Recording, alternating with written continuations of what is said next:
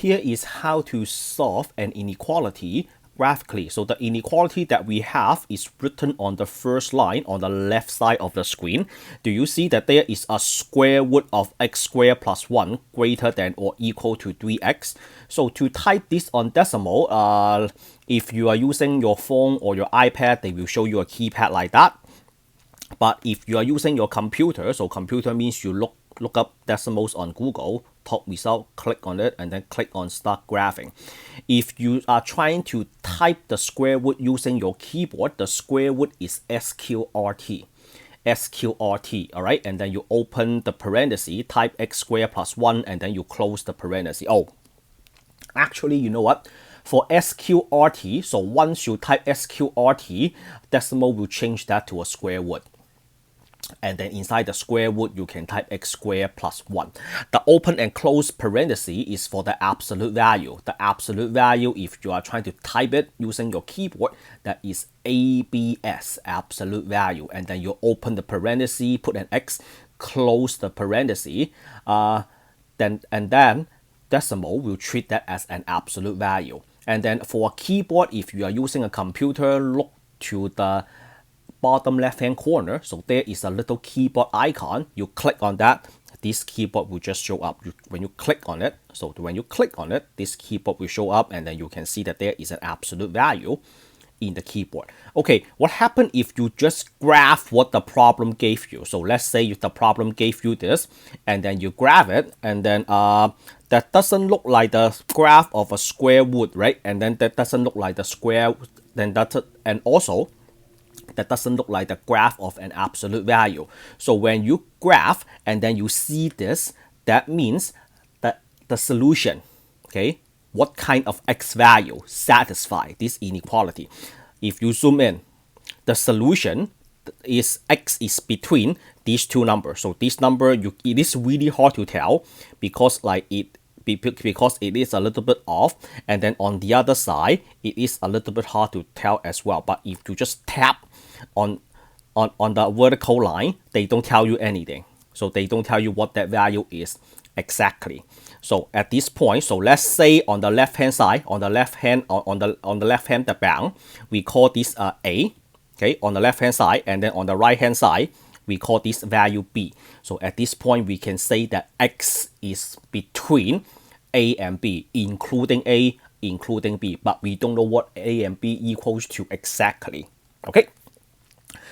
Now, what happens if you just change that to a less than? If you change to a less than, that becomes a dash line. Dash line means you cannot include A and B.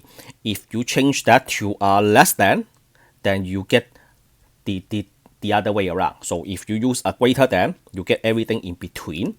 If you change that to a less than, then that will be the other way around. So let's stick with the problem, greater than or equal to. All right, so let's go ahead and take a look at each side individually. So let me turn this off.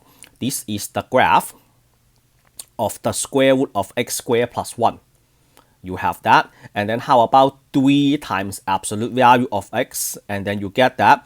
Do you see that they intersect at those 2 points? So all you have to do is you just tap on it to find out what the x values are. So the x value is negative 0.354, positive 0.354.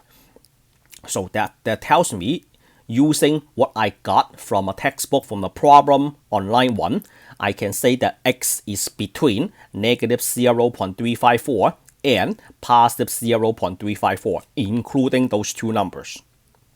All right, so what if you change that to a less than? So what if you change it to a less than or equal to?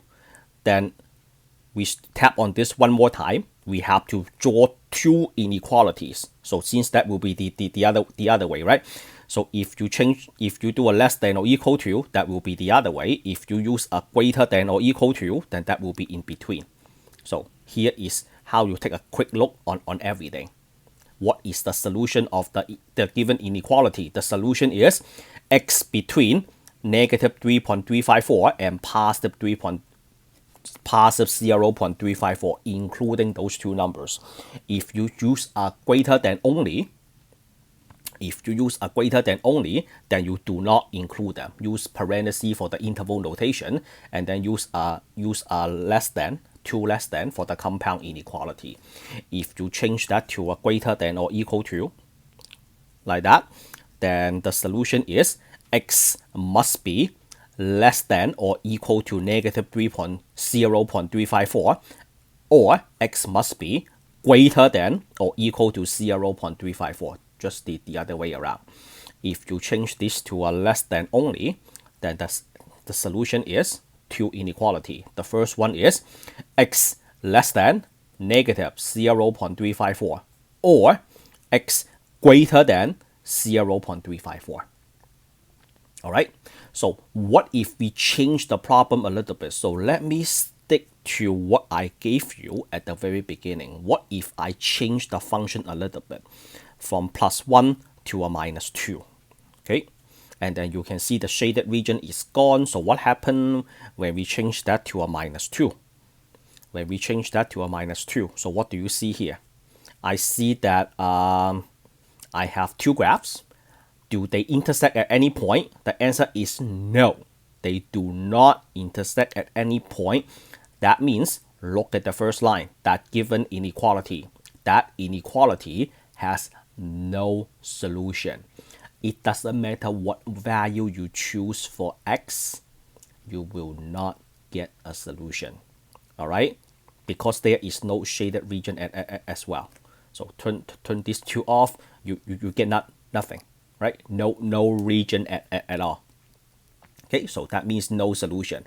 If you change this to what I gave you, like a +1, then there you go. Here is the solution. But if you just tap on it, they don't tell you what it is exactly. So that's why you need two more graphs to find the intersection. +1. If you change that to a, let's see what happened if we change that to a -0.5. See, that one has no solution as well. What about -2? No solution, no intersection, right?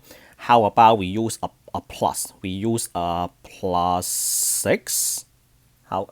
How's that? That x is between these two numbers. So if you change this back to a +6, and then the graph will tell you that, there you go.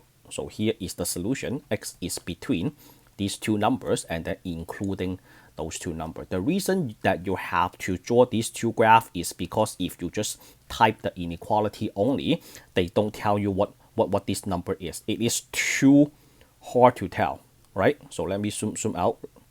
Where is my x-axis? Right here. It is too hard to guess what this value is. So that's why we need to draw these two graphs and then look at the region and then tell me that x is between those two numbers. Of course, if you change this to a less than or equal to, then you get the other way around. Alright, so that is the end of this video. If you like my instruction, give this video a thumbs up. If this is something that you would like to see, stay tuned, subscribe, and I will meet you all in the next lesson.